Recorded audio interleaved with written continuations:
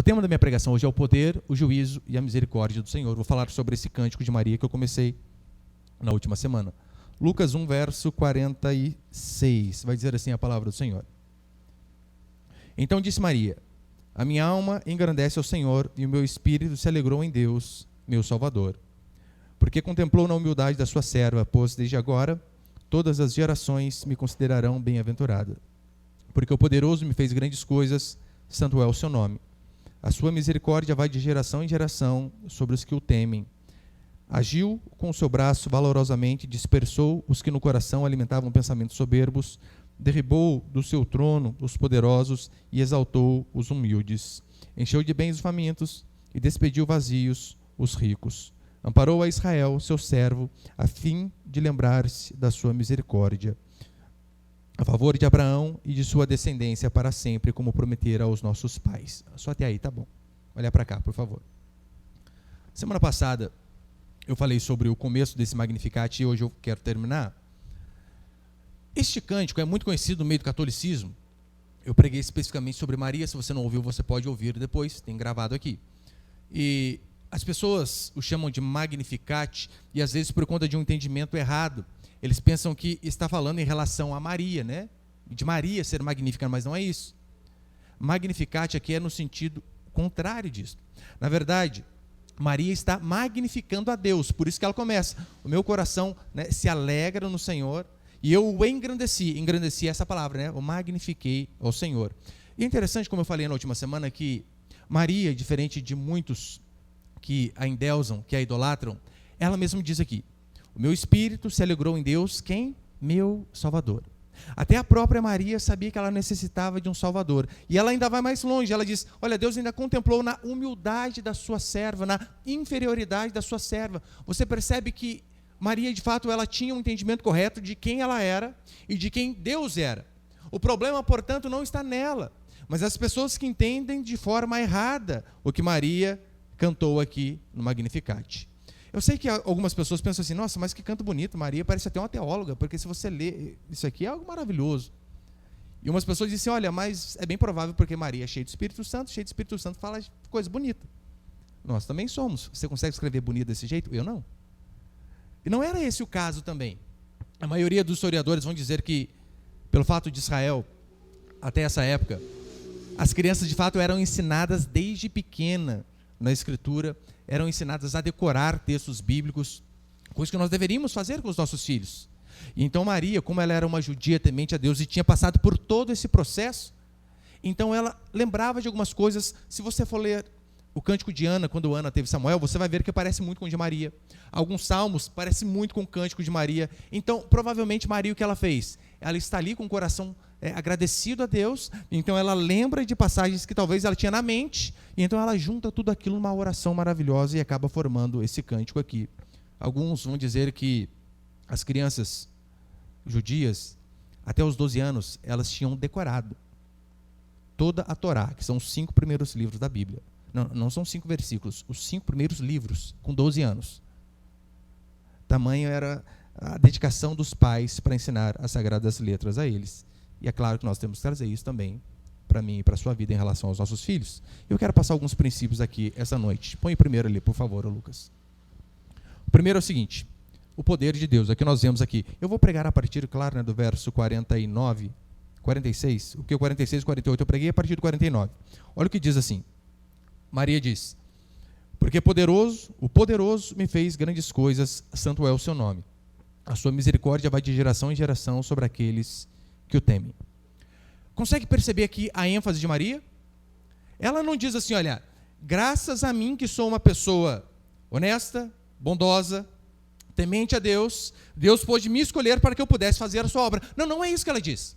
Ela diz, o poderoso me fez grandes coisas. E ainda completa dizendo, olha, santo é o seu nome, para mostrar que de fato, tudo aquilo que acontece de bom na sua vida, na minha e na sua vida, tudo aquilo que acontece de bom, meu irmão, ele tem um endereço e é por conta de alguém. E esse alguém é Deus.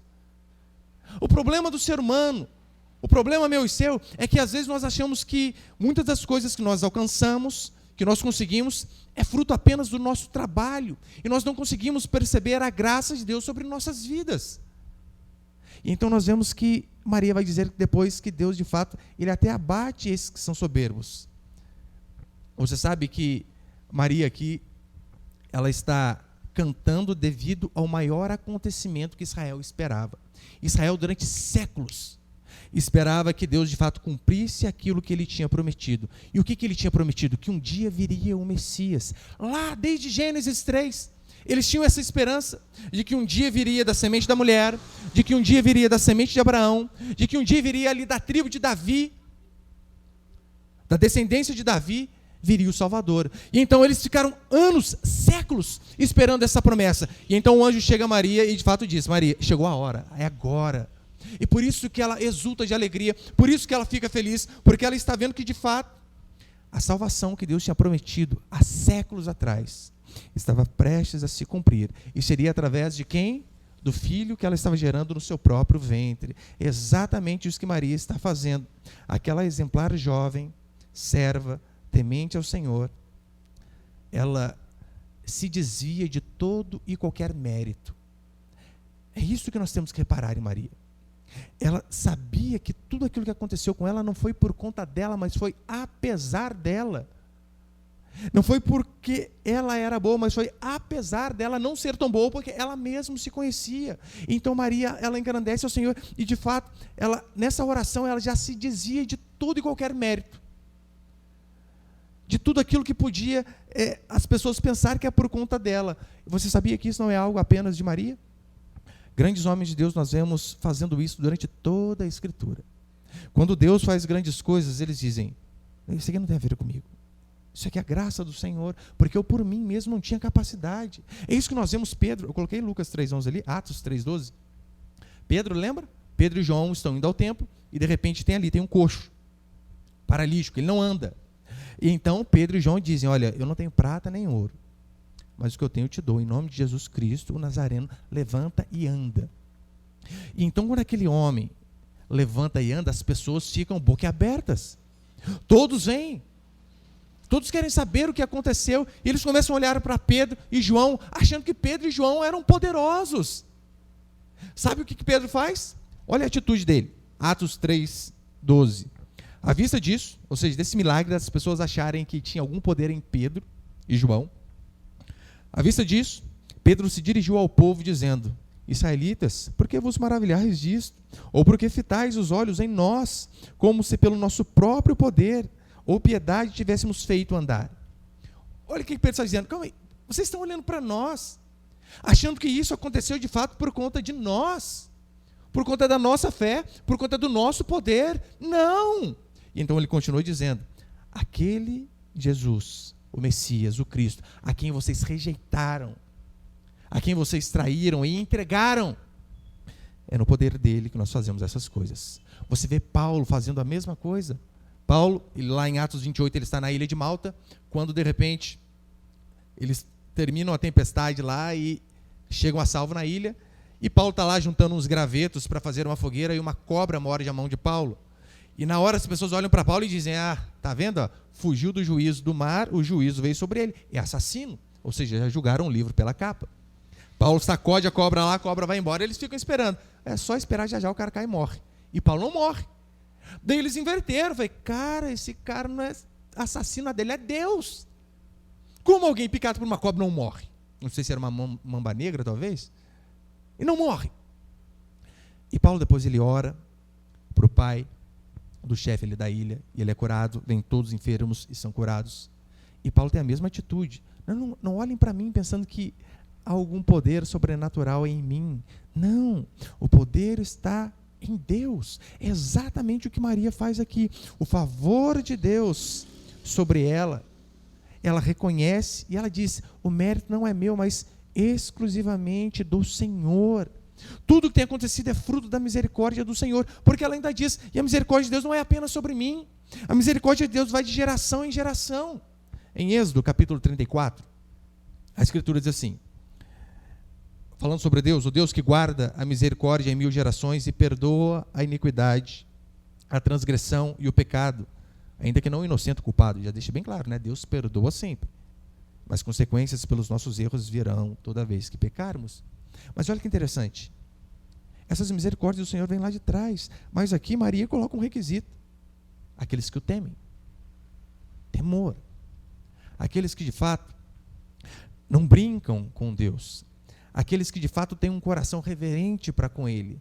Esses, até quando erram, a misericórdia do Senhor é sobre eles. Deuteronômio capítulo 5. Faço misericórdia até 1000 gerações daqueles que me amam e guardam os meus mandamentos. Ou seja, Maria só está lembrando aquilo que Deus sempre foi. Ou seja, misericordioso para com o seu povo, misericordioso para com aqueles que o temem. Mais uma vez, a afirmativa dela é: todos precisam da misericórdia de Deus. Todos, inclusive eu. Abraão, Moisés, Isaac, Jacó, todos, inclusive nós aqui esta noite, sem exceção, todos nós precisamos da misericórdia de Deus, porque nós não podemos fazer barganha com Deus. Nós não podemos fazer algo e achar que por conta daquilo que fizemos, Deus ele tem a obrigação moral de nos retribuir por conta dos nossos feitos. Não existe esse caso. Agora, só enxerga que necessita da misericórdia de Deus aquele que consegue se ver como pecador. Pois é isso que Maria diz aqui. Quando ela diz: o meu espírito se alegrou em Deus, meu Salvador, ela está dizendo: eu preciso ser salva, ou seja, eu sou pecadora, e eu, assim como todos os meus irmãos, careço da graça e da misericórdia do Senhor. E você percebe que Maria, ela não precisou ser uma promíscua para ela conhecer a misericórdia do Senhor, assim como Paulo. Paulo não precisou ir para os bordéis, para os cabarés da vida, para conhecer a Deus. Ele precisou ir à Escritura. E por conta de ir à Escritura e conhecer quem Deus era, ele automaticamente conheceu quem ele era. Então é disso que eu e você precisamos. Agora, muitos infelizmente se veem como bons conhecedores da Escritura, bons no ato de fazer coisas externas, e não desfrutam da misericórdia do Senhor, porque se acham bons até demais. Acham que aquilo que Deus faz é apenas uma retribuição justa daquilo que Ele fez. Você percebeu que um doente ele não procura um médico se ele não é, de fato, confrontado e mostrado que ele está doente? Se você está aparentemente saudável, sem dor nenhuma, e alguém disse para você: olha, você precisa ir ao médico, você diz: não preciso, estou saudável, estou forte, eu não tenho dor nenhuma. Mas imagina se o médico ele traz um raio-x seu: olha, por fora você está bem, mas olha aqui por dentro. Você está completamente podre, um tumor já tomou conta de quase todo o seu corpo, você precisa do médico. Se a pessoa sabe, ela vai correndo procurar ajuda. É isso que eu e você precisamos saber, meu irmão. Nós somos esse doente, que carecemos da graça e da misericórdia do Senhor.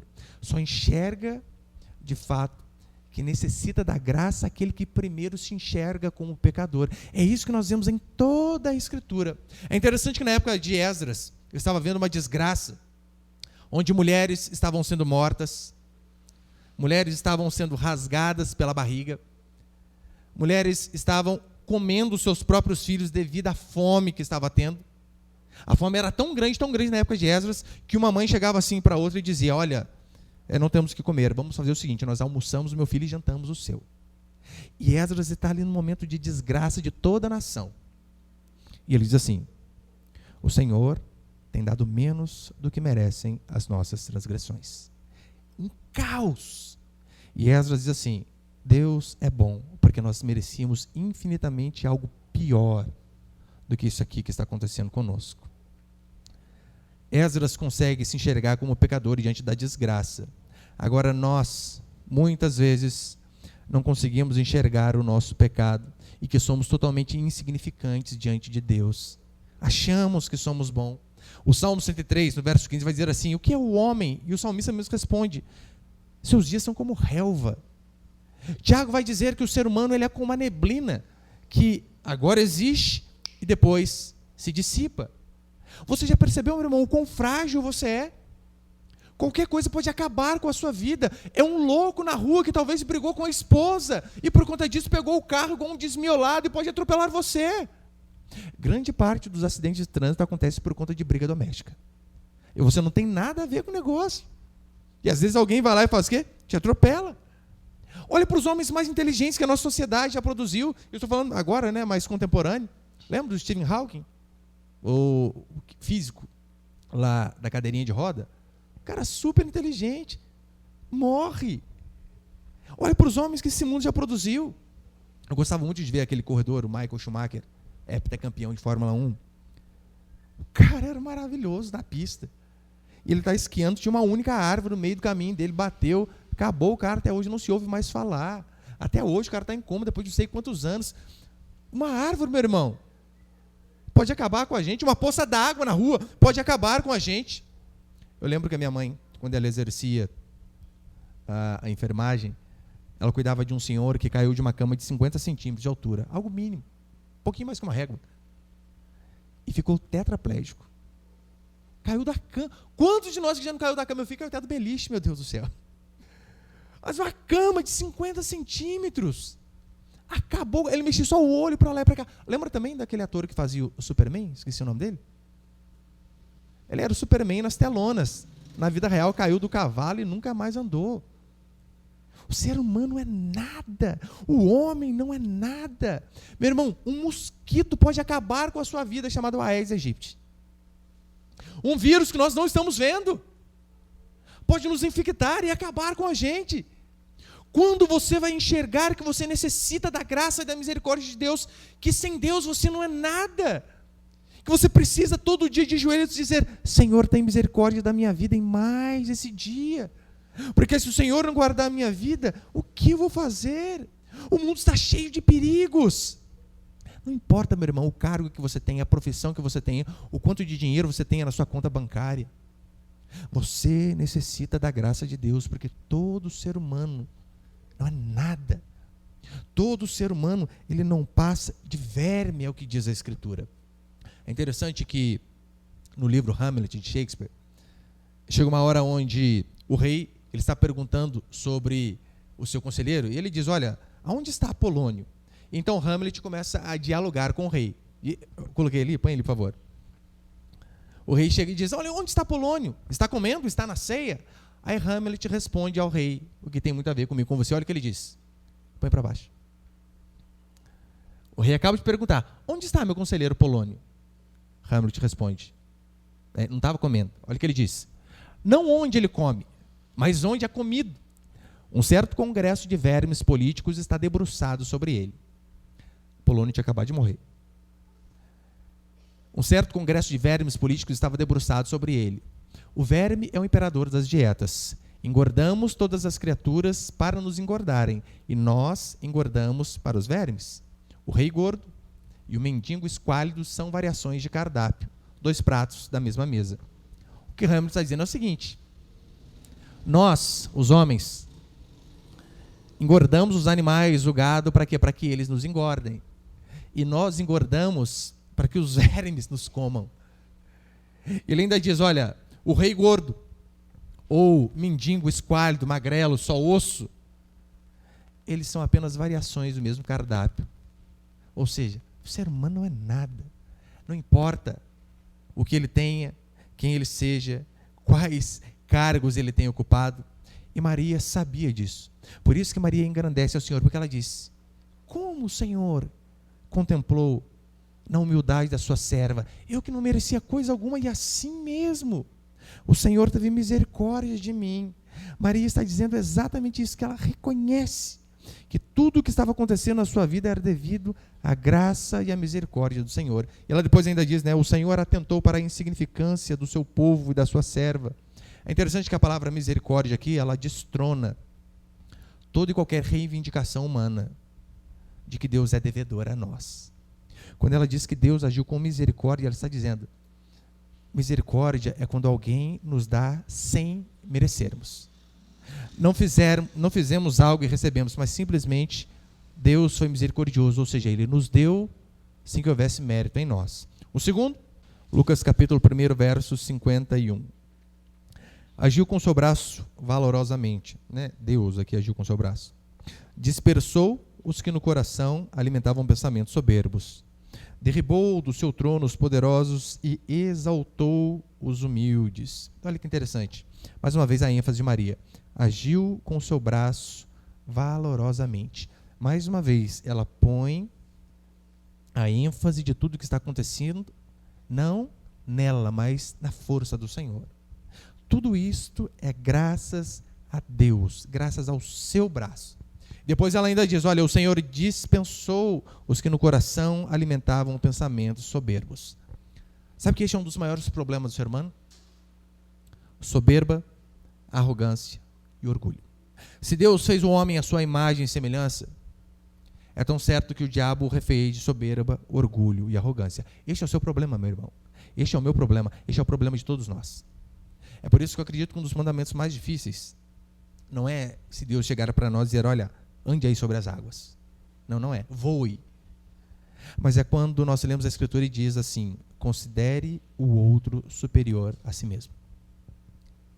Ou seja, é você aprender a descer do salto, a reconhecer que o seu orgulho, ele pode trazer um prejuízo enorme para a sua vida.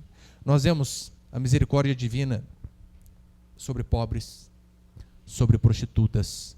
Nós vemos a misericórdia de Deus sobre uma mulher cirofenícia que Jesus chamou ela de cachorra. Imagina. Lembra aquele episódio onde chega a mulher e diz, olha, eu estou com um problema, meu filho, ora, faz alguma coisa, faz um milagre. E Jesus diz assim para ela, a filha acabou de morrer. Ele diz assim, olha, não convém tirar o pão dos filhos e dar para os cachorrinhos. Chama a mulher de cadela ainda. Se é você vem pedir uma oração e o pastor diz, não, você é uma cadela, vou orar só para os irmãos da igreja. Você nunca mais volta. E sabe o que é interessante? Aquela mulher tinha tudo para ficar brava, mas ela faz assim, Senhor, até os cachorrinhos comem das migalhas que caem debaixo da mesa do seu Senhor. E por conta dela ter essa atitude de humildade, diz a Escritura que Jesus toma um susto e faz um milagre na vida dela. Mas olha que interessante, Jesus ele é misericordioso com o pobre. Nós vemos no Antigo Testamento com pastores igual Davi, camponeses, pescadores, viúvas, prostitutas, ladrões. Nós vemos o Senhor agindo com misericórdia com eles. Mas você já percebeu o quão implacável o Senhor é com arrogantes, com orgulhosos, com pessoas que não reconhecem o poder de Deus acima de todas as coisas? Deus é extremamente implacável com essas pessoas. Diz a Escritura em Atos que um rei chamado Herodes, ele faz um discurso e as pessoas o aplaudem e dizem, olha, parece voz de um Deus. E então, aquele homem, por não dar graças a Deus, diz a Bíblia que ele cai no mesmo instante e morre, porque não reconheceu que o que você o é, porque Deus o fez. Nós vemos diversas passagens, nós vemos Nabucodonosor, ele era o homem mais poderoso de sua época, ele tinha o exército mais poderoso, chegou a pastar como bicho, por conta de seu orgulho e de sua arrogância. Meu irmão, fala, isso não é triste ver. Triste não, é alegre, né? Mas é triste. Nós vemos pessoas como o ex-presidente, onde liderou o nosso país por 8 anos, nos roubando de tudo que é jeito. E então aquele homem que se julgava a viva alma mais honesta do mundo, é preso, levado para a cadeia e passa um bom tempo lá e que volte para lá. Você não consegue ver como Deus humilha os orgulhosos, os soberbos, os arrogantes, por conta do cargo? Claro que não, mas simplesmente por conta da arrogância. É o que Maria está dizendo. Eu e você precisamos aprender a reconhecer Deus em todos os nossos caminhos. Do contrário, Deus resiste aos soberbos. 1 Pedro vai dizer assim, 1 Pedro 5,6, humilhai-vos, portanto, sobre a poderosa mão de Deus, para que Ele, em tempo oportuno, vos exalte. A primeira atitude minha e sua é nos humilharmos diante do Senhor. E quando eu digo que nós temos que ser humildes, assim como Maria foi, eu não estou dizendo que soberba e orgulho tem a ver com quem tem dinheiro. Não. Sim, muitos ricos são extremamente arrogantes. Meu irmão, mas o que tem de pobre achando que é a última bolacha do pacote também? Às vezes o cara é carpinteiro. Ele não ganha tanto como médico, mas ele diz, olha, eu sou carpinteiro, mas convenhamos, quem bate um prego igual eu? Quem consegue fazer isso daqui? É uma manicure, mas diz, mas não tem uma unha tão bem feita como essa que eu faço. E não consegue perceber que dentro ali do seu mundinho, continua sendo extremamente arrogante. Agora, o diabo, ele ama ofuscar a glória de Deus. E sabe como que ele faz isso? Ele não faz isso dizendo que ele é melhor do que Deus, para mostrar assim, olha, não sirvam a ele, sirvam a mim. Sabe como que o diabo ofusca a glória de Deus? Ele não diz que ele é melhor. Ele diz que você é melhor. Ele diz que nós somos melhores. Que nós não precisamos de Deus, porque convenhamos. O que seria de Deus sem nós? O que seria de um culto sem a nossa voz cantando ao Senhor? Imagina a tristeza no céu quando você não vem ao culto. Diante de Deus, ou você se dobra, ou Ele te dobra. Não há outra opção. É por isso que quando a Escritura diz que diante do Senhor todo joelho se dobrará, é porque alguns vão se dobrar por bem. E aqueles que não se dobrarem por bem, o Senhor os dobrará. O primeiro passo, então, que devemos dar para vencer a soberba é reconhecer que nós, tudo aquilo que possuímos de bom, não é fruto do vigor das nossas mãos, mas é fruto da graça e da misericórdia. Porque Maria vai dizer no verso 52, olha, o Senhor derriba os poderosos dos seus tronos. Meu irmão, se Ele consegue derrubar o rei que está lá em cima, e nós que já estamos aqui embaixo, hein? É mais fácil, né? Então é melhor se humilhar. Melhor se humilhar. Não importa quem você seja, nós devemos sempre permanecer humildes. E Maria ainda enfatiza. Deus, Ele não apenas derruba os orgulhosos, mas também, a seu tempo, Ele levanta os humildes. Nós vemos isso por toda a Escritura. Nós vemos Davi, pastor de ovelhas, que era fiel quando ninguém o via. Davi é um grande exemplo para nós. Porque é fácil, meu irmão, você ser um bom trabalhador quando seu patrão está com o olhão ali em cima de você, né? Daí você trabalha de montão. E quando não tem ninguém vendo? E quando você está absolutamente sozinho, que dá para você ir ao banheiro e enrolar, e ver celular, ver WhatsApp, ver um monte de coisa. Esses dias eu fui ao supermercado aqui, eu estou vendo lá a moça no banheiro, o rapaz no banheiro. Eu estou lá, eu entrei no banheiro, ele estava na frente do espelho já, né? Arrumando. Falei, cara, não tem nem cabelo, careca, né? Rapadinho assim, arrumando. É sobrancelha, gente? E tá lá. Levei meu filho ao banheiro, arrumei ele, voltei, o rapaz está na frente do espelho ainda. Esses daí Deus não exalta. Agora olha homens como Davi, que estava lá com as ovelhas, sem ninguém ver. Por que Davi, você acha que ele foi colocado como rei? Porque ele mesmo diz, olha, teve um dia que eu estava lá sozinho e veio um urso querer tomar uma das ovelhas do meu pai. Sabe o que eu fiz? Eu acabei com ele. Outra vez veio um leão. O que eu fiz? Eu acabei com ele também. Quem que dá a vida por conta de uma ovelha, por conta de um bicho insignificante? Não é mais fácil, né? Ó, leve esse lanchinho que eu pego as outras e levo para outro lugar. Davi não, sem ninguém ver. Ele foi fiel, ele foi honesto. E por consequência disso, o Senhor o levantou. Se formos fiéis, meu irmão, Deus não tem problema em nos erguer.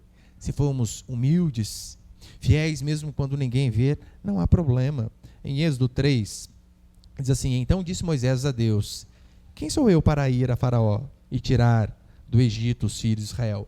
Olha Moisés, Senhor, eu não sou ninguém. O Senhor quer que... Eu vou falar com o Faraó, o Senhor tem certeza? Sabe qual é a resposta de Deus? Eu sou contigo. Mas consegue perceber, primeiro, a humildade dele? Senhor. Ah tá, e eu mesmo? Então eu e você, de fato, devemos lembrar que quando... Meu Deus, cadê o pai dessa criança, gente? Depois eu converso com o pai dele, pode deixar. Então, olha a diferença. Agora, imagina o Senhor chama Moisés. Moisés, tem uma missão para você, tem que ser fera, hein?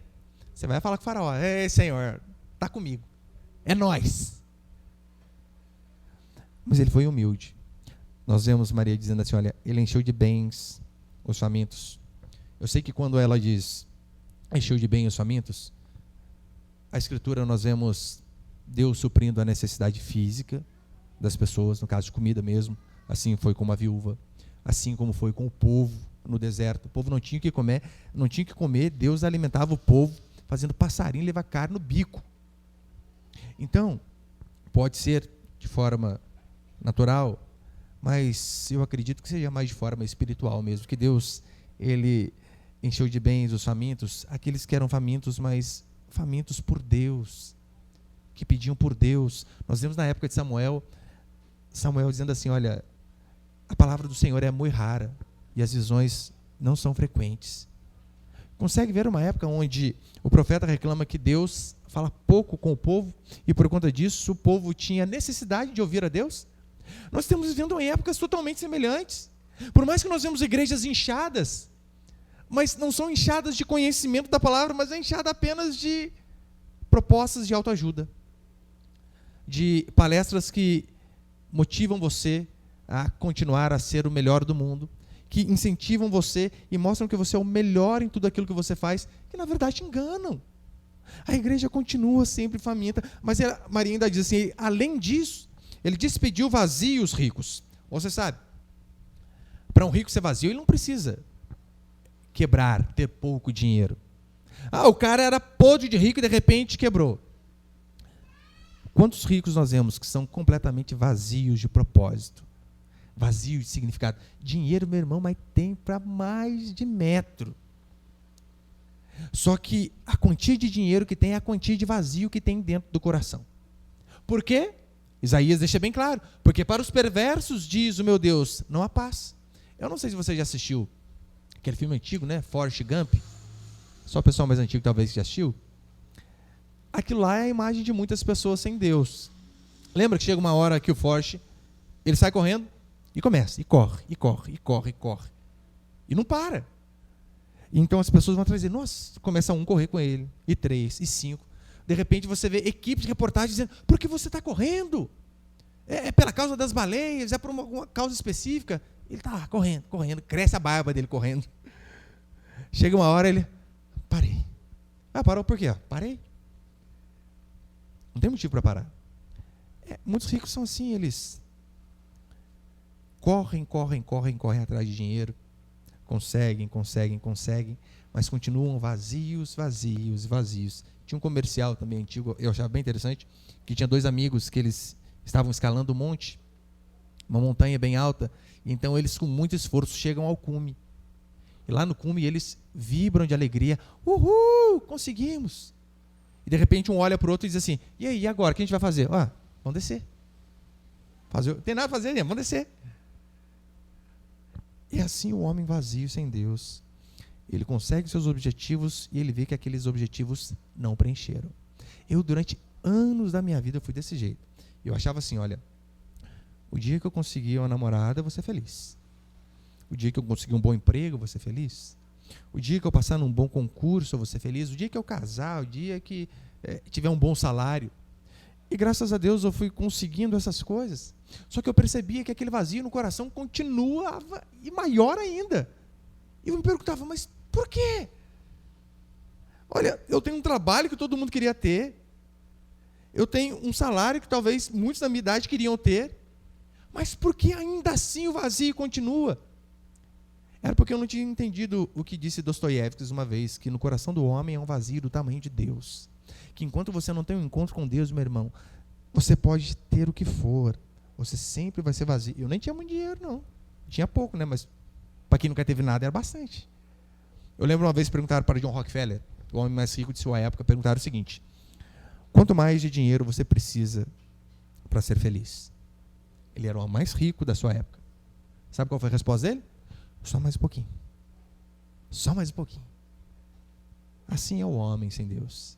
Só mais um pouquinho, talvez só mais uma mulher, só mais um homem, só mais um carro, só mais alguns milhões na conta, e o vazio sempre permanece. E o terceiro princípio, para encerrar, é o seguinte: as consequências do pecado e a graça de Deus.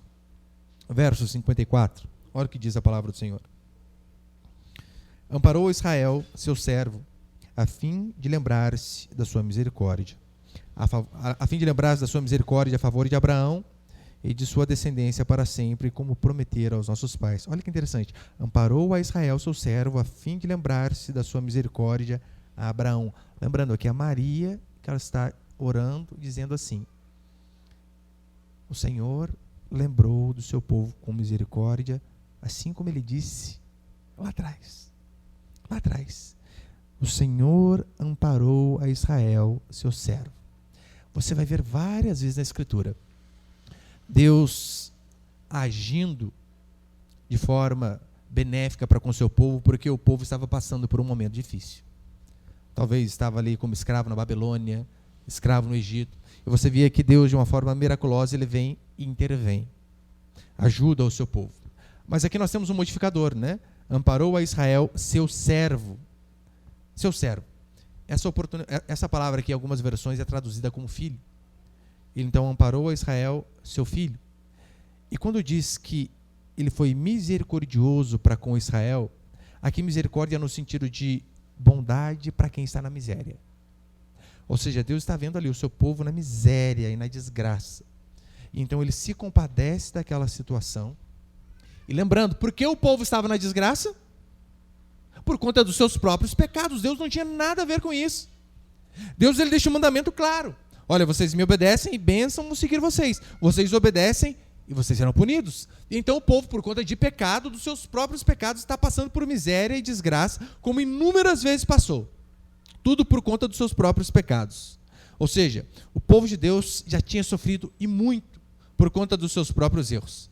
Ao longo da história nós vemos que várias vezes foram escravos. Que várias vezes eles quase sumiram do mapa, literalmente. Foram humilhados, desprezados, incendiados. Como eu disse na época de Esdras, a fome era tão grande que uma mãe comia o seu próprio filho. Todavia, Maria, que ela dá graças a Deus, porque ela consegue ver que aquele Deus que prometeu lá atrás, que buscaria o seu povo e resgataria os seus filhos, aquele Deus que prometeu, ele é fiel para cumprir. Então a alegria dela é porque o momento da promessa de Deus se cumprir sobre o seu povo, sobre a sua igreja, sobre nós, tem chegado. Ela sabia, até que enfim, chegou aquele que vai nos resgatar. Lembra um dos nomes? O nome de Jesus, quando ele diz, olha, ele chamará Emanuel, que significa Deus conosco. E você lembra qual que era a função do Messias? Que era libertar o povo, não apenas do tacão dos impérios opressores, mas era libertar o povo do seu próprio pecado. Então Maria lembrava dessas promessas e dizia, chegou a hora, aqui eu estou vendo a misericórdia de Deus se materializando na forma do Redentor prometido há anos. Ou seja, ela sabia que todos tinham uma dívida para com Deus, e essa dívida era por conta do pecado, assim como Paulo vai dizer, que todos nós tínhamos uma dívida com Deus, e que os nossos pecados, a nossa dívida, ela só foi paga em Jesus Cristo. Então Maria começa a perceber que, olha, durante anos nós tivemos sombra do que seria a vinda do Messias. Maria entendia a respeito do que era o sacerdote oferecendo sacrifício. Lembra que toda vez um tempo, quando alguém pecava, ele levava lá um bezerrinho, um cordeirinho, e o sacerdote ia e fazia o quê? Imolava, cortava ele no meio, matava, degolava o bicho. E Maria, durante anos, ouvindo aquilo, um dia virá o Cordeiro de Deus, que de fato vai nos livrar do nosso pecado. Isso aqui é apenas sombra, isso aqui é apenas um símbolo de algo que um dia irá se concretizar. Ela cresceu ouvindo essa promessa. Os seus pais ouviram essa promessa, os seus avós ouviram essa promessa, mas justamente na época dela, ela vê justamente as promessas se concretizando. Por isso, ela fica alegre, por isso ela canta, por isso ela dá graças a Deus, porque ela sabe, o Senhor veio para nos reconciliar, Ele veio para nos reatar. É por isso que religião significa religar, né? Nós tínhamos rompido a nossa ligação com Deus por conta do nosso pecado. E então Maria diz assim, olha, eu estou magnificando a Deus por conta da reconciliação. Ela lembra que a promessa foi feita a Abraão, e aquele Deus que prometeu há séculos atrás, Ele não nos deixou na mão. Aquele Deus que prometeu há séculos atrás, Ele disse que cumpriria, e nós estamos vendo o momento. E é interessante que quando ela cita aqui Abraão, né, para encerrar, amparou Israel, seu servo, a fim de lembrar-se da sua misericórdia a favor de Abraão. A imagem que muitos têm de Abraão é como o pai da fé, é assim que ele é conhecido. Ou seja, às vezes a gente tende até a pensar que Abraão tinha algum mérito, não é possível. Ele era o pai da fé, gente, ele acreditou. Ele pegou a sua mulher, o seu filho e saiu sem saber para onde ia. Mas você já conhece? Ou já ouviu falar sobre o que Abraão era antes de ser o pai da fé? Da onde Abraão veio? Abraão não veio de uma família genuinamente judia.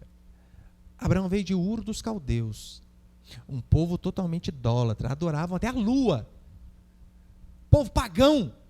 Então Deus vai lá nesse povo pagão, tira Abraão, assim como Maria crê em Deus, e por conta disso, aquilo que foi prometido lá atrás, Maria está vendo se cumprir há 2000 anos.